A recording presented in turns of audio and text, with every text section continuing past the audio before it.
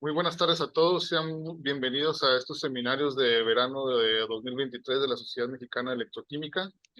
Esto como parte de las actividades del proyecto 317614, impulsando la promoción, difusión y divulgación de electroquímica en México, actividades del SMEC 2021-2024. En esta ocasión nos acompaña el doctor Jorge Calderón de la Universidad de Antioquia, quien nos dará una plática correspondiente a la división del SMEC de corrosión y tratamiento de superficies. Para esto me voy a permitir presentar a la doctora Citlali Gaona, quien es la líder de esta división, quien nos dará una breve semblanza del doctor Calderón y seguido de su presentación. Muchas gracias, doctor Calderón, por aceptar esta invitación y muchas gracias, doctora Citlali, por ser parte de la organización de este evento. Adelante, por favor.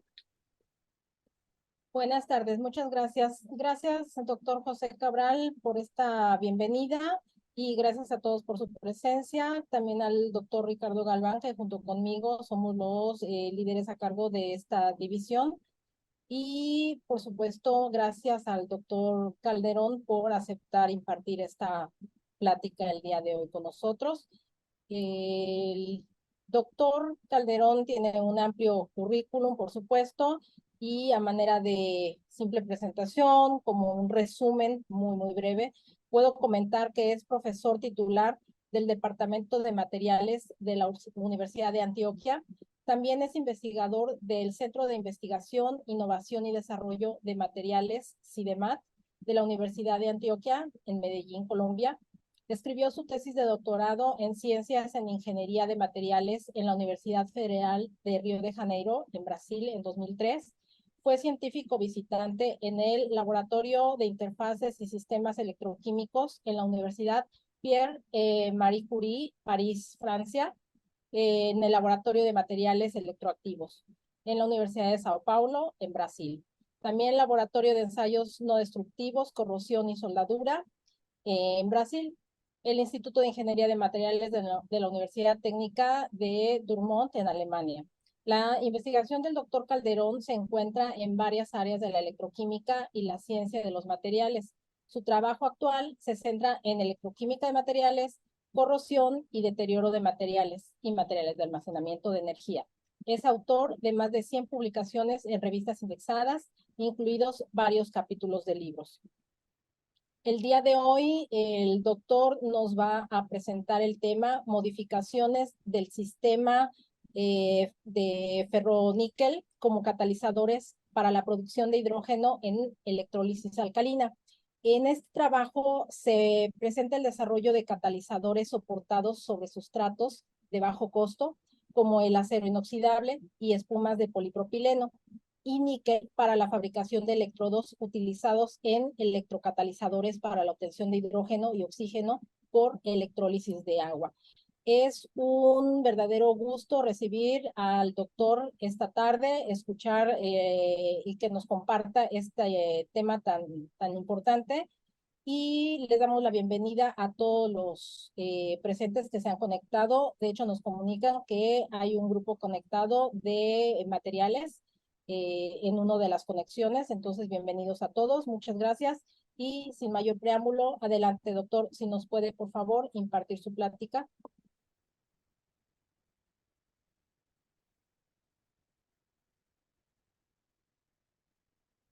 Perfecto, me ven ahí la pantalla y me escuchan. Así es, sí. Bueno, para mí es un placer poder estar aquí con ustedes. Es un gusto conocer al doctor José y a Citlali. Muchas gracias por la invitación para esta charla y muchas gracias a la Sociedad Mexicana de Electroquímica por la invitación. El día de hoy pues quiero compartirles algunos de los trabajos que hemos venido desarrollando en el Centro de Investigación, Innovación y Desarrollo de Materiales del Departamento de Ingeniería de Materiales de la Universidad de Antioquia en Medellín, Colombia. Este trabajo viene adelantándose en el marco de varios proyectos de investigación financiados pues, por el gobierno de Colombia y básicamente busca trabajar materiales de bajo costo para fabricación de electrolizadores para la generación de hidrógeno, la producción de hidrógeno. Como todos saben, a ver si pasa, bueno, demora un poquito. El hidrógeno actualmente está en boga en toda la ciencia de ingeniería para la generación de hidrógeno, para la generación de electricidad y almacenamiento, debido a que se ha constituido en un vector energético. El hidrógeno se conoce desde hace aproximadamente 5 siglos, pero digamos que sus aplicaciones se han relegado hasta hace alrededor de unos 20 años tal vez, básicamente a la industria química. Y en los últimos años se ha vuelto la atención hacia él porque se ve la importancia que tiene como vector energético y sus aplicaciones.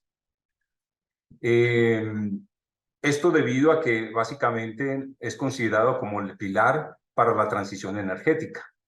Y como pilar de transición energética, básicamente responsable en disminuir las emisiones de CO2 y mitigar el impacto del cambio climático, y así todas las agencias de energía internacionales lo catalogan como pilar fundamental para esa transición energética. Esto debido a que básicamente el hidrógeno tiene si bien su densidad energética en cuanto a kilovatios de hora por volumen es bajo comparado con otros combustibles, sin embargo, en su energía específica es muy alto. Es superior a cualquier otro combustible. Es decir, que el hidrógeno comprimido o líquido puede ser un vehículo importante de energía y también como sistema de almacenamiento energético. De ahí su gran importancia y que actualmente es relevante en los temas energéticos. La producción de hidrógeno siempre tradicionalmente se ha hecho a través de reforma de gas natural. Actualmente alrededor del 50% del hidrógeno se produce así para la industria. Sin embargo, últimamente se le está dando importancia a tratar de producir hidrógeno por electrólisis. Aún las cifras son bajas, están entre el 4 y el 6% del total de hidrógeno producido en el mundo. Sin embargo, eso está creciendo debido a que precisamente el impulso que tiene para la transición energética y el desarrollo de energías renovables aplicables para la generación de hidrógeno por electrólisis. En general, el hidrógeno se le ha clasificado de acuerdo a su producción por diferentes colores, básicamente, o tradicionalmente se han conocido como 3 colores principales: el hidrógeno gris, que es aquel producido por reforma de gas natural, que es el más tradicional, y es el producido por reforma del gas natural, produce hidrógeno, y si ese hidrógeno produce CO2, que es emanado al ambiente, por eso se llama hidrógeno gris. Está el hidrógeno azul, que es el producido también por reformado del gas natural, pero cuando ese CO2 es capturado y transformado, entonces le decimos hidrógeno azul. Y está el hidrógeno verde, que es aquel producido por electrólisis de agua y que se estima no produce CO2, no emite CO2, si la fuente de electricidad es una fuente de electricidad renovable. Estamos hablando entonces de fuentes de electricidad como solar, eólica y otras fuentes que se consideran verdes. Así es que cuando utilizamos una fuente de energía eléctrica verde o renovable, como la solar, por ejemplo, y esta energía eléctrica alimenta a un electrolizador, el electrolizador puede hacer el desdoblamiento del agua y producir gas hidrógeno y gas oxígeno. Este proceso tiene teóricamente en la actualidad 80% de eficiencia, sin embargo en la práctica los electrolizadores están entre 60 y 70% de eficiencia en la transformación de energía eléctrica en gas hidrógeno y en gas oxígeno. Cuando esto es así, decimos que producimos hidrógeno verde. Los costos de la producción de hidrógeno verde se resumen básicamente en algunos costos de capital, los costos de operación y los costos de electricidad. Si los dividimos en esas 3 porciones de los costos de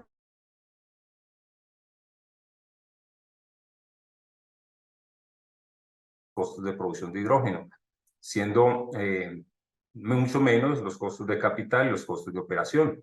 Sin embargo, si se trabaja fuertemente en la reducción de costos de electricidad, por ejemplo, la reducción de los costos de poner en funcionamiento plantas solares o sistemas eólicos para la generación de electricidad, como se está viendo en los últimos años, entonces estos costos de electricidad empiezan a bajar y los costos de capital empiezan a ser importantes en relación a esos costos de electricidad. Y es ahí donde se ve un aporte importante en la investigación y en el desarrollo de nuevos materiales catalíticos para la producción de hidrógeno con alta eficiencia y ojalá con bajos costos en la fabricación de los electrolizadores.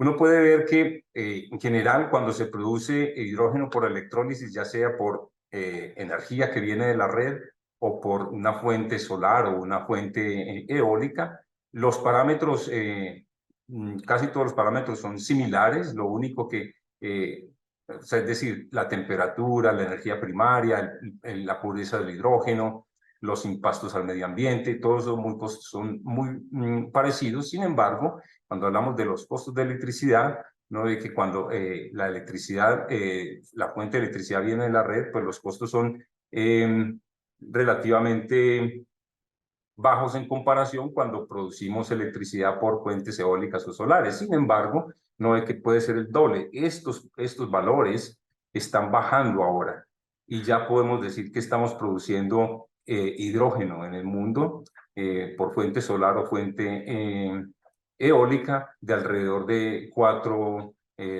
por kilogramo de hidrógeno producido. Es decir, igualando o menor a lo o casi igual a lo que se produce por, digamos, energía eléctrica de la red.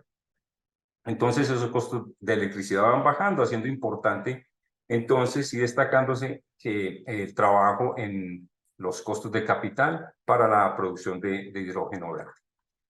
En la producción de hidrógeno verde actualmente comercialmente hay dos tecnologías que mandan. La una es la electrólisis alcalina, esta que está aquí a mi izquierda, donde el electrolito básicamente es hidróxido de sodio o hidróxido de potasio en concentraciones por encima de 10%, del 10 al 35%.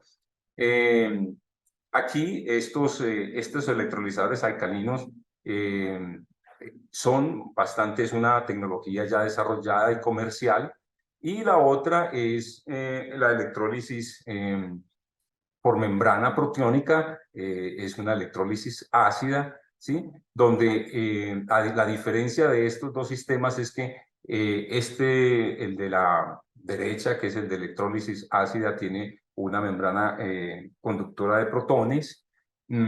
Aquí básicamente los costos, por ejemplo, de los materiales catalíticos, de los materiales para la fabricación del electrolizador son altos porque normalmente utilizan catalizadores a base de metales de platino y colectores de corriente de alta resistencia a la corrosión, por ejemplo, como el titanio y otros materiales compuestos.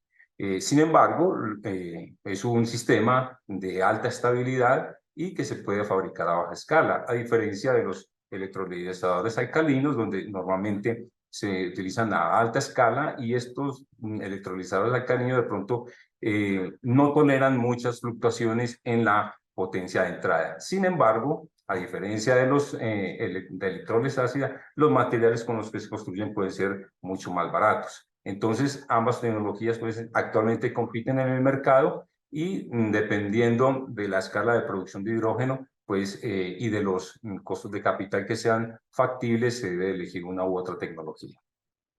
Básicamente, en la reacción anódica en ambos se produce oxígeno y en la reacción catódica se produce hidrógeno.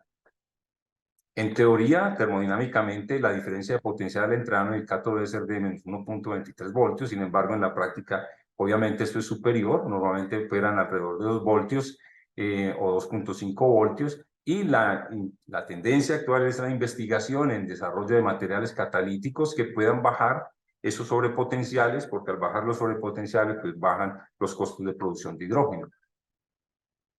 No puede ver que esto es lo que constituye una celda básica de un electrodo, un electrolizador alcalino, donde tenemos un cátodo donde se produce el gas hidrógeno y un ánodo donde se produce el gas oxígeno por la electrólisis del agua en un pH alto, y tenemos como un separador o diafragma que evita precisamente o permite la separación de ánodo del cátodo y evita la mezcla de los gases.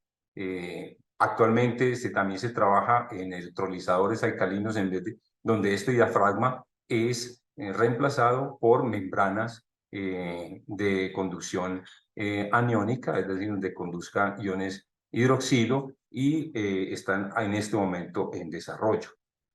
Uno puede ver entonces que realmente la proyección de los costos de capital para la fabricación de estos electrolizadores tiende a disminuir en el tiempo, y por lo tanto, pues las investigaciones están orientadas básicamente al desarrollo de nuevos materiales catalíticos y materiales de mayor eficiencia para la generación de estas dos reacciones que involucran la electrólisis del agua.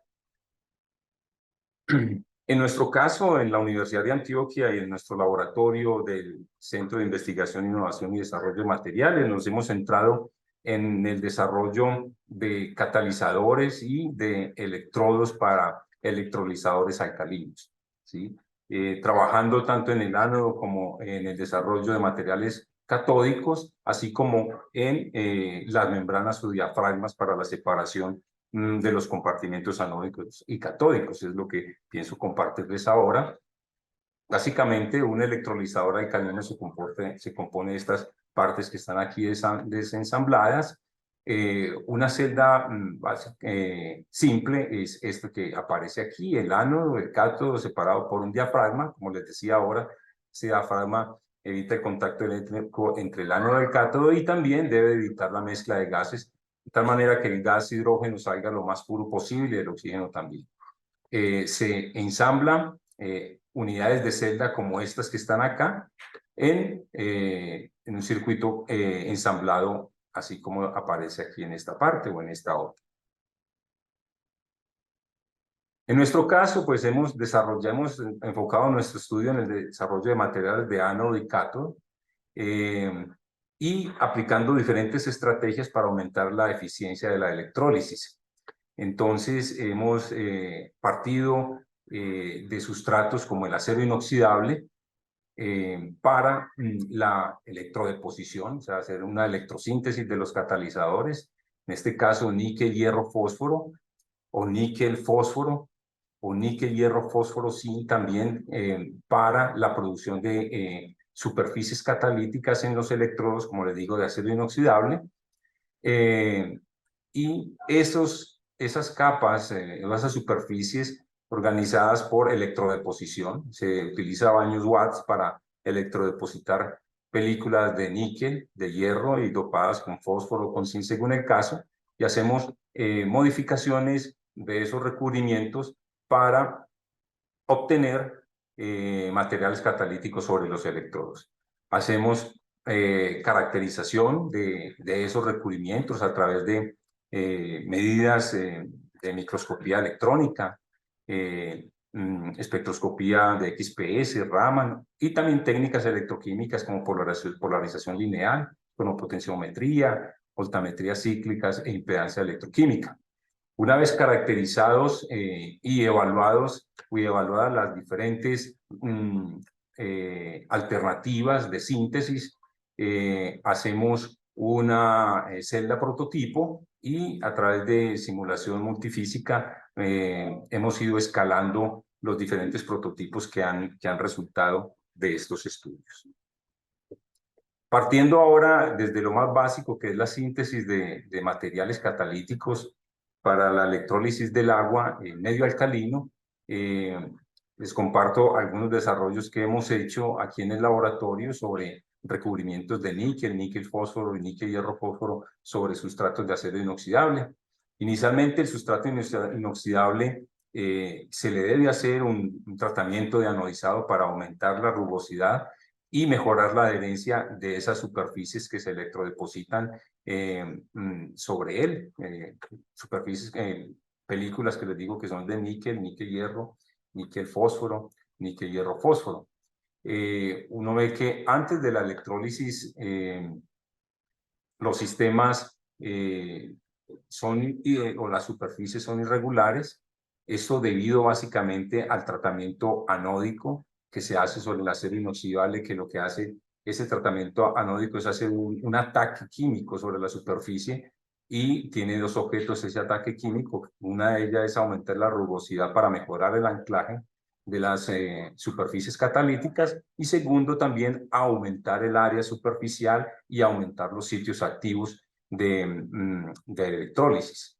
Entonces, en principio partíamos de un acero inoxidable tratado anódicamente y luego sobre ese acero inoxidable tratado anódicamente electrodepositar películas de níquel, hierro, fósforo. Y hacer algunas medidas electroquímicas para determinar el efecto de esos tratamientos superficiales, ¿cierto? Uno puede ver que, por ejemplo, esta es una curva de polarización anódica, es decir, para la generación de oxígeno, y se ve como el sobrepotencial, tanto a 10 mA por centímetro cuadrado como a 100 mA por centímetro cuadrado, es menor, disminuye a medida que se hace un tratamiento anódico y se electrodeposita el catalizador níquel-hierro-fósforo, ¿sí? Veíamos, también se caracterizaron las pendientes Tafel de estos recubrimientos y siempre veíamos que la pendiente Tafel del recubrimiento níquel-hierro-fósforo es menor que las otras superficies y que por lo tanto pues era un sistema mucho más catalítico. Y al final, al hacer por ejemplo una medida de larga duración sobre las superficies, veíamos que el catalizador níquel-hierro-fósforo daba menores sobrepotenciales cuando se aplicaban altas densidades de corriente, como por ejemplo 400 mA por centímetro cuadrado, daban sobrepotenciales inferiores, con lo cual pues se veía claramente el efecto catalítico de estas superficies y que por lo tanto pues era pues una superficie bastante adecuada para hacer la electrólisis del agua. Igualmente hicimos esa caracterización no solo para el electrodo anódico, sino para el catódico, es decir, para la producción de hidrógeno. Vemos que también el sobrepotencial de ese recubrimiento níquel-hierro-fósforo sobre el acero inoxidable tratado anódicamente es inferior tanto a 100 mA por centímetro cuadrado como a menores sobrevoltajes, y las pendientes también son menores, ¿sí? De esta manera podíamos corroborar que el sistema níquel-hierro-fósforo sobre el acero inoxidable tratado anódicamente pues tenía una menor pendiente Tafel que las otras superficies, permitía una electrólisis a mayores densidades de corriente y dejando menores sobrevoltajes. Veíamos también y podemos constatar que este sistema o estos sistemas en general todos, cuando se hacía la electrólisis después de y se comparaba después de 0, 4 hasta 22 horas haciendo la electrólisis y luego haciendo una medida de impedancia, veíamos que la impedancia de la superficie catalítica disminuía, y por lo cual veíamos que algo estaba sucediendo en la superficie. Al parecer la superficie, a medida que se hacía la electrólisis por más tiempo, la superficie se iba volviendo más catalítica. En vez de deteriorarse, se volvía antes un poco más catalítico cada vez más. Y eso lo corroboramos cuando hacíamos, por ejemplo, una polarización lineal antes, o sea, con el electrodo nuevo y con un electrodo después de varias horas de electrólisis, y veíamos que prácticamente a 100 mA por centímetro cuadrado las curvas catalíticas caen una sobre otra, las curvas de polarización caen una sobre otra. Hicimos una caracterización de esas superficies con medidas de espectroscopía Raman in situ, es decir, haciendo una espectroscopía Raman durante la polarización anódica de los sistemas, en particular este sistema de níquel, hierro, fósforo, y veíamos que cuando antes de la electrólisis teníamos, o abajo sobre potenciales antes de la electrólisis, prácticamente el recubrimiento era amorfo, pero a medida que aumentaba el sobrepotencial anódico se iba transformando ese recubrimiento, iban mostrándose algunas bandas asociadas a oxidróxidos de níquel. Esos oxidróxidos de níquel se sostenían y digamos, se afianzaban durante mayores tiempos de electrólisis. Es decir, ahí podíamos corroborar que realmente las superficies catalíticas del níquel, hierro, fósforo se transformaban durante la electrólisis a compuestos de hidróxidos oxidróxidos de níquel que resultan ser catalíticos para la generación de hidrógeno, perdón, para la generación de oxígeno. Lo cual, pues, entonces justificaba el por qué veíamos que al parecer la superficie se volvía un poco más catalítica a medida que se operaba el sistema a mayores tiempos de electrólisis, o que la curva de polarización lineal prácticamente no se modificaba cuando se medía antes y después de muchas horas de electrólisis. Igualmente esos sistemas los probamos para las superficies catódicas en la generación de hidrógeno y vimos que también eran catalíticas para el hidrógeno.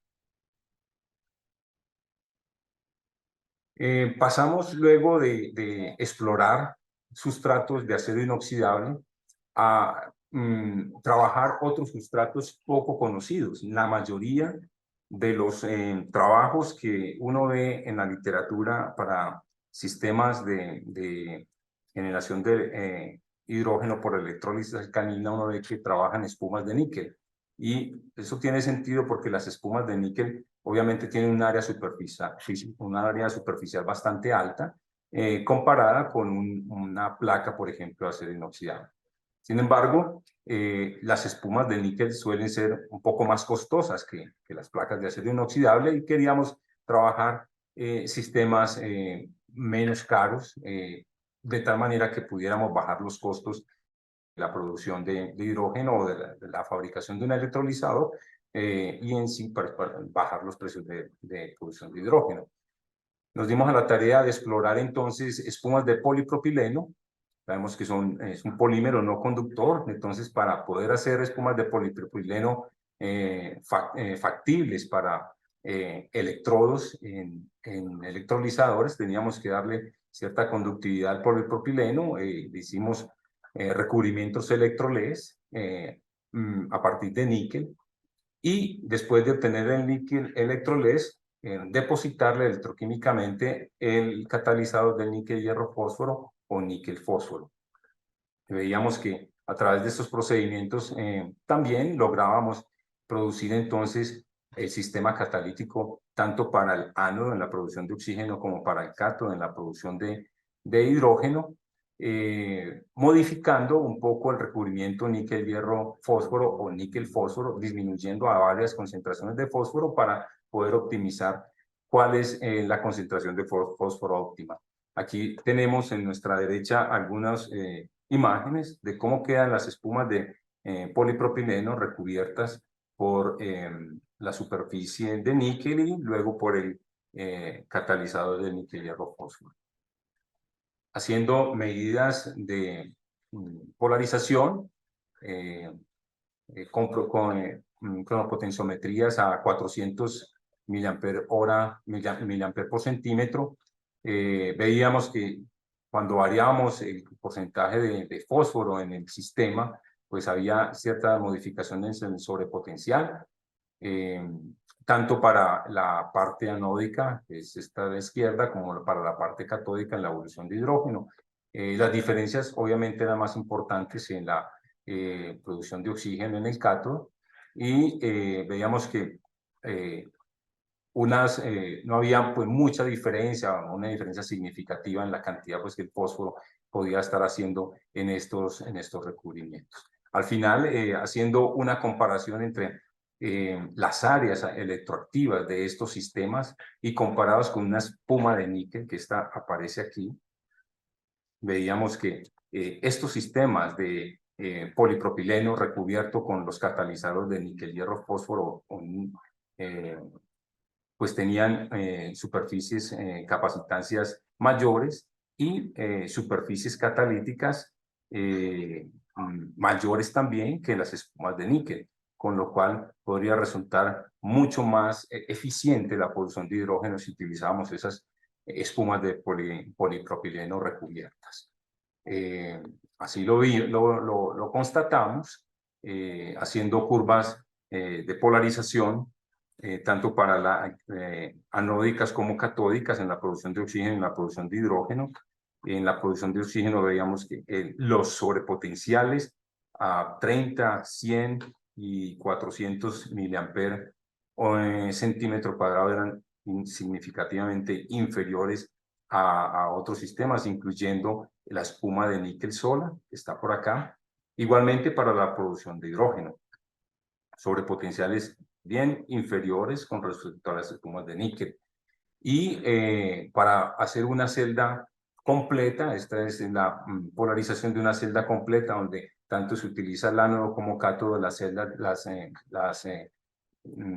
películas de polipropileno, veíamos que teníamos unos sobrepotenciales bastante bajos en comparación a lo que uno ve en la literatura para espumas de níquel, por ejemplo, utilizando 100 miliamperes por centímetro cuadrado por debajo, casi de 1.8 voltios, bastante significativo. Y eso lo comparábamos con lo que lo que se presenta en la literatura, veíamos que estos sistemas son bastante competitivos en relación a la catálisis que generan en comparación a otros sistemas mucho más complejos de producir. También hicimos otra estrategia de fabricar electrodos para el splitting del agua, para el desdoblamiento del agua en la electrólisis alcalina, utilizando estos recubrimientos níquel, hierro, fósforo y dopando con zinc, con la intención de producir superficies catalíticas de mayor área superficial. La idea de poder depositar zinc o codepositar zinc sobre el recubrimiento catalítico se justifica en el hecho de que si luego este zinc electrodepositado yo lo lixivio y hago una lixiviación parcial, puedo generar huecos, cavidades o caminos que me aumenten el área superficial catalítica de los electrodos, y así se evidencia en estos sistemas donde por aquí vemos, por ejemplo, algunos caminos y, digamos, valles que genera la lixiviación posterior del zinc en la superficie catalítica electrodepositada. Entonces, precisamente la intención se cumplía, era que una vez electrodepositando el zinc, luego se lixivia el zinc y pueden generar superficies de mayor área superficial, con lo cual mejorar la catálisis.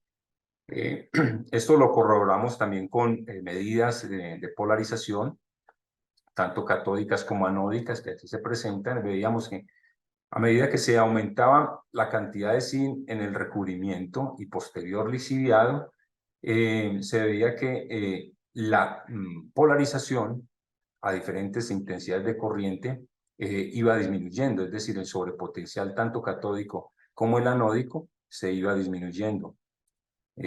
Nos dio que un depósito óptimo de zinc o una concentración óptima de zinc en el baño de electrodeposición era de 7 milimolar, que era el óptimo. Cuando se trabajaba concentraciones de zinc superiores a esto, ya el efecto en la catálisis disminuía o desaparecía, porque era tal la cantidad de zinc que se depositaba que ya el sistema cuando se hacía la lixiviación del zinc se desprendía todo, entonces afectaba la adherencia del recubrimiento. Sin embargo, con 7 milimolar de zinc veíamos que era una concentración óptima. Y precisamente al comparar el desempeño de ese sistema con 7 milimolar de zinc, veíamos que tanto el sobrepotencial catódico disminuía como el anódico disminuía. Por lo tanto, era un sistema mucho más catalítico cuando teníamos zinc a que cuando no teníamos zinc en el recubrimiento. Y esto básicamente a la generación precisamente de una área superficial mucho más catalítica en los electrodos o en los sistemas que tenían zinc. También lo corroboramos a través de pendiente Staffel y también verificamos la estabilidad de los sistemas con 24 horas de electrólisis a 400 miliamperes por centímetro cuadrado, o sea, una alta densidad de corriente para estos sistemas. Veíamos que el sistema realmente era estable, tanto catódica como anódicamente. Esa estabilidad es importante verificarla porque pues, estos sistemas deben de estar operando durante mucho tiempo y ojalá no pierdan sus propiedades catalíticas ni se desprendan o se corroan los sistemas, ¿cierto? Pudimos evidenciar cuando utilizábamos este sistema níquel-hierro-fósforo con zinc y posterior licidación del zinc para una celda bifuncional, es decir, para ánodo cátodo, veíamos que los sobrepotenciales para 100 miliamperes, 10, 100 miliamperes y 400 miliamperes centímetro cuadrado eran bastante buenos en comparación a lo que en la literatura se conoce. Es así que con el desarrollo de estos sistemas catalíticos y con la ayuda de algunas simulaciones de software a través de sistemas de software para simulación de sistemas electroquímicos, hicimos varios prototipos de electrolizadores que los llevamos primero a una celda, una monocelda con lo cual de una potencia de 5 kilovatios. Posteriormente construimos otros sistemas con estos electrodos con superficies catalíticas desarrolladas y los fuimos escalando a un segundo y tercer prototipo de 440 vatios. Este de aquí, perdón, no es kilovatios, sino vatios.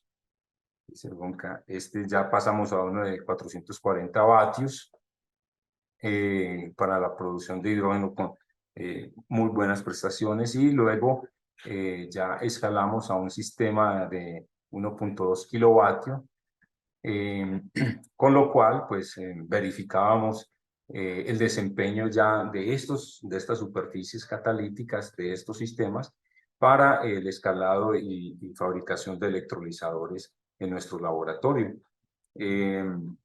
Los desempeños hasta ahora obtenidos de estos electrolizadores con estos sistemas son bastante animadores, son promisorios. Obtenemos alrededor de hidrógeno de alta pureza, de 99.5% de pureza, eficiencias que rondan el 75% de eficiencia y algunos otros hasta el 80% de eficiencia en la transformación de energía eléctrica a energía química en el hidrógeno. Producción, este último nos permite producir alrededor de 1 kilogramo de hidrógeno por día. Estamos entonces seguimos en la búsqueda de nuevos materiales catalíticos y otras condiciones para mejorar el desempeño de los electrolizadores, así como también lograr el escalamiento de estos electrolizadores para mayor potencia. Y en eso estamos concentrados en los últimos meses. Esto es todo por lo que quería compartirles. Les presento por último las personas que han trabajado en estos desarrollos, el ingeniero y magíster en ingeniería química Santiago Cartagena y 2 estudiantes de pregrado que han acompañado los desarrollos. Daniel trabajó en el sistema níquel-hierro-fósforo con zinc y Juan Diego ha trabajado en los sistemas de níquel-hierro-fósforo. A ustedes pues muchas gracias por su atención y espero haberles contribuido en algo para sus conocimientos. Muchas gracias.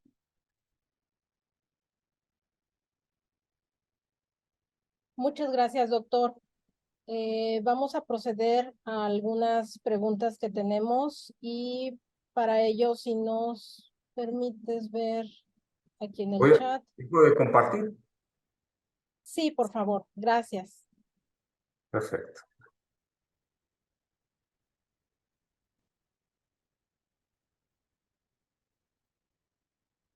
Tenemos una pregunta, dice, estimado doctor Jorge, te manda saludos Facundo Almeraya desde Monterrey, Nuevo León. Muy interesante tu presentación. Tengo una pregunta. Cuando utilizas sustratos de acero inoxidable, ¿deben ser del grado austenítico o es indistinto? Siempre hemos trabajado, bueno, ante todo, pues un saludo muy cordial a Facundo, un gran amigo. Muchas gracias, Facundo, por estar aquí presente. Sí, utilizamos grado austenítico, no hemos ensayado con otro tipo de acero inoxidable. El que hemos utilizado ha sido un 304, ¿sí? Muy bien, gracias. Tenemos otra pregunta. Con ventajas similares, ¿qué otros tejidos se pueden emplear en lugar de polipropileno? Bueno, en principio, yo creo que cualquier tejido polimérico podría ser útil, ¿sí? Y puede hacerse los tratamientos superficiales adecuados para darle conductividad y luego poder electrodepositar los recubrimientos catalíticos que se quieran. Sin embargo, ahí entra otro tema que es importante considerar y es la resistencia mecánica, ¿cierto? El polímero tiene que tener la resistencia mecánica suficiente que permita, por ejemplo, la compresión sin tener una gran deformación, porque cuando se requieren armar los stacks de diferentes celdas, entonces el sistema se va a comprimir y la idea es que pues no sufra demasiado, porque si no pues se va se van a desprender los catalizadores o a dañar pues la celda, ¿cierto? Entonces ya hay que entrar a ver es bien las propiedades mecánicas del polímero. Muy bien, gracias. Aquí hay una pregunta de Sergio Huerta de la UANL que dice, Doc, buen día. Hace mención de diferentes técnicas electroquímicas. En su opinión, ¿cuál sería la más recomendable para estudiar la electrodeposición y por qué? Muchas gracias. Bueno, la electrodeposición de los sistemas catalíticos, uno siempre lo que hace es, uno electrodeposita aplicando una determinada densidad de corriente, o sea, se hace siempre eh, una potenciometría, puede ser, ¿cierto? Para hacer la electrodeposición, porque tú aplicas una determinada densidad de corriente dependiendo de lo que, del sistema que tú quieres electrodepositar, en este caso litio.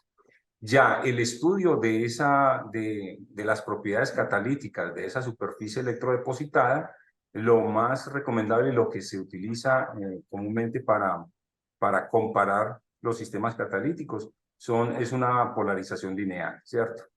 Y puede ayudar mucho la impedancia electroquímica o voltametrías cíclicas para determinar, digamos, el área electroactiva de los recubrimientos, ¿cierto?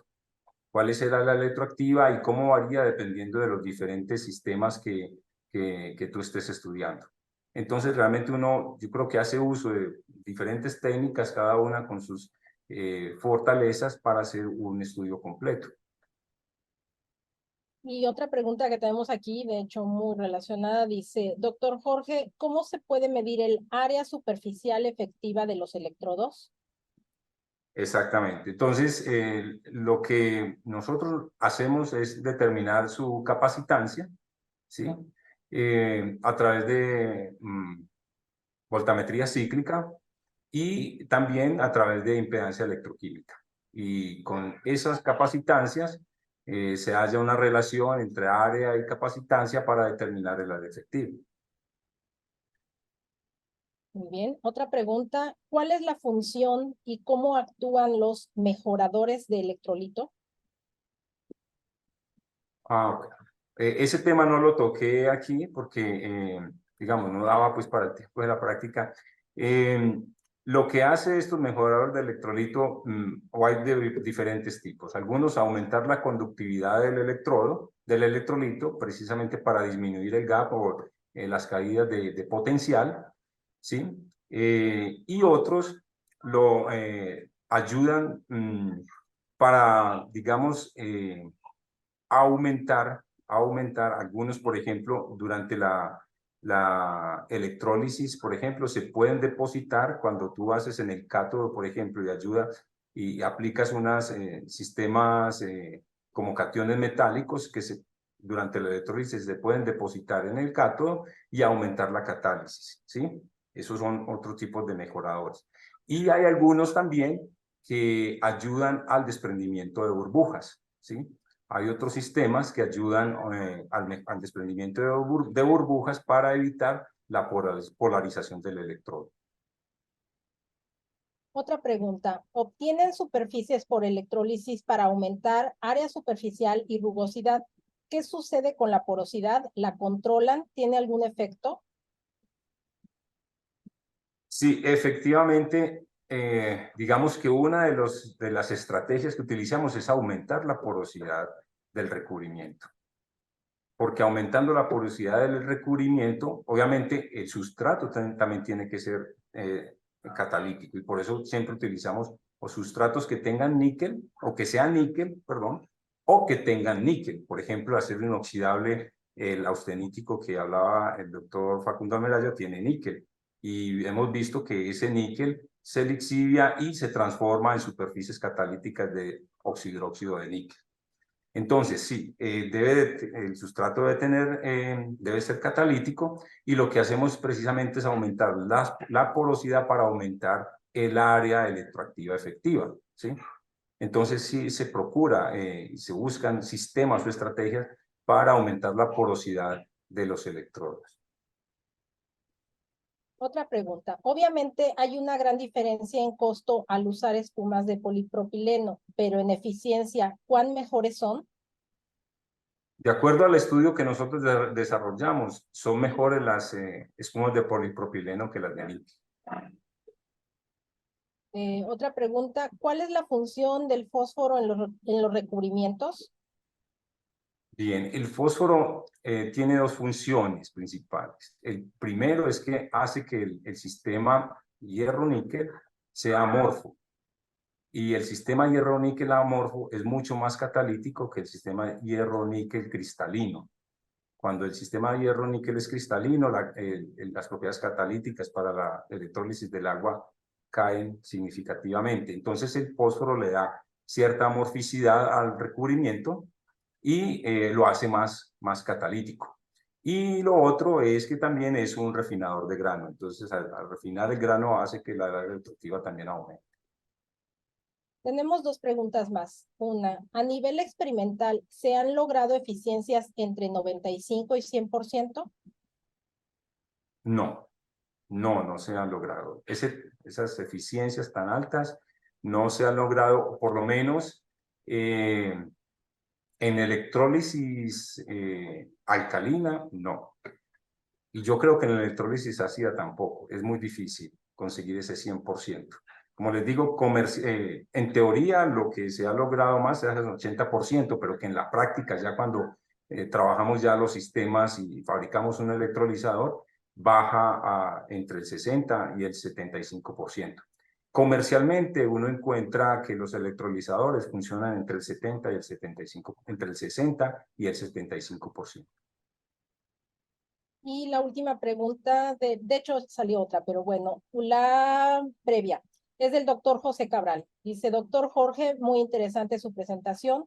¿Cuál es la preparación previa del polímero para realizar el depósito? Bueno. En este caso, en el polímero, se hace una limpieza con ácido, normalmente es ácido clorhídrico, ¿sí? Y debe de aumentarse, digamos, se le hace una limpieza con ácido clorhídrico, y permítame, yo consulto bien la concentración del otro sistema. Un momento, ya les informo.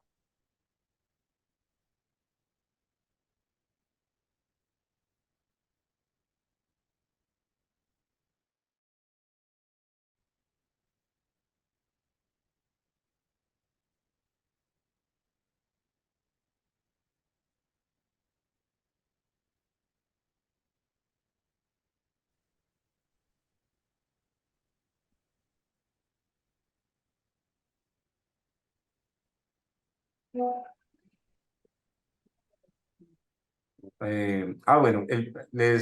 no es ácido clorhídrico, sino es ácido sulfúrico que se hace un primer lavado, ¿sí?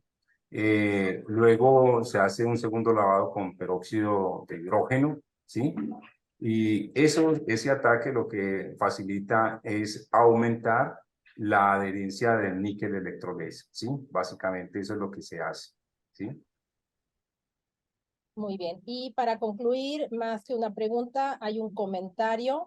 Es del doctor Facundo Almeraya y dice, entonces, sí es importante evitar utilizar aceros inoxidables ferríticos porque no tiene níquel y creo que sería un lujo utilizar superaleaciones base níquel. Totalmente de acuerdo, sí. Sí, porque si el acero inoxidable no tiene níquel, su catálisis, sus propiedades catalíticas para la electrólisis del agua van a ser muy pobres, muy bajas. Bueno, pues eso serían todas las preguntas que al parecer tenemos ahorita en el chat. Agradezco mucho este tiempo, la presentación. Vamos a pedirle a Jesús Jaques que nos ponga, por favor, el reconocimiento correspondiente. Y aquí está, me permito leerlo. La Sociedad Mexicana de Electroquímica y el CONACYT otorgan el presente reconocimiento al doctor Jorge Calderón por su ponencia modificaciones del sistema ferroníquel como catalizadores para la producción de hidrógeno en electrólisis alcalina, impartida en los seminarios de verano 2023 de la División de Corrosión y Tratamiento de Superficies, llevado a cabo el día 11 de septiembre del 2023 en modalidad virtual. Ciudad de México, México, firman el doctor José Ángel Cabral Miramontes, presidente del Comité Ejecutivo del SMEC, periodo 21-23, y el doctor Facundo Almeraya Calderón, presidente del Consejo Consultivo en el mismo periodo 2022-2025. Muchas gracias y muchas felicidades, doctor Jorge Calderón, por esta presentación y compartirnos este tema tan relevante. Bueno, ha sido un placer, mucho gusto.